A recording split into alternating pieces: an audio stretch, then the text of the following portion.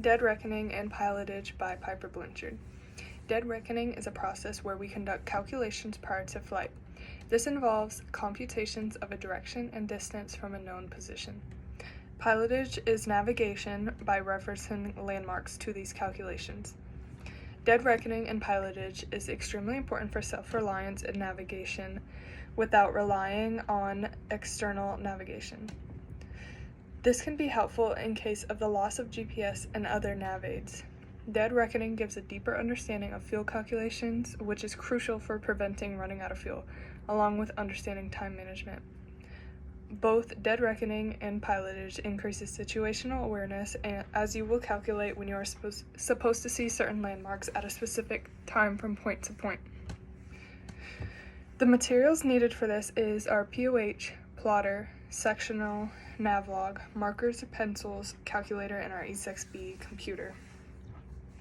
The POH is needed in order to use the correct performance charts for the aircraft in use. The student should have a great understanding of the POH for the aircraft that they are flying.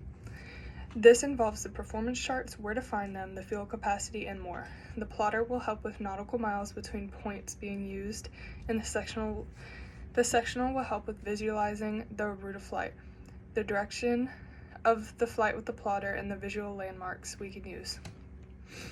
Of course, we need the markers to plot these points and routes. Then an E6B will help determine special calculations such as fuel required, planned true airspeed, heading, ground speed, leg time, and more. After the student figures out these calculations, they will be able to find their course, which is the intended path of an aircraft over the ground, or the direction of a line drawn on a chart representing the intended aircraft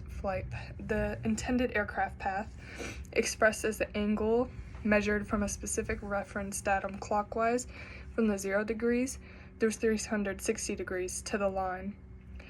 Heading, which is the direction in which the nose of the aircraft points during flight. Track, an actual path made over the ground in flight. If proper correction has been made for the wind, track and course are identical. Drift angle, the angle between heading and track. Wind correction angle, correction applied to the course to establish a heading so that track coincides with course. Airspeed, rate of the aircraft's progress through the air. And ground speed, rate of the aircraft's in-flight progress over the ground. When we start our planned route, these calculations will be cross-checked with the visual landmarks chosen on our sectional. We will then fill out our navlog to see if the calculations match up with what is currently happening in the plane. This is typically slightly different, as airspeed can change slightly throughout the climb, cruise, and descent.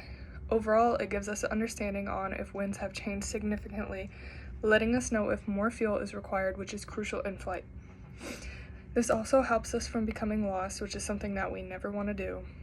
By the end of this flight, the student should be able to efficiently fill out a navlog by themselves, along with making proper decisions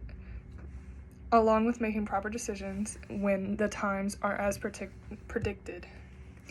The student must have sufficient knowledge about both dead reckoning and pilotage. The ACS requires demonstrating the ability to use aeronautical charts for visual flight rules navigation, including pilotage and dead reckoning techniques.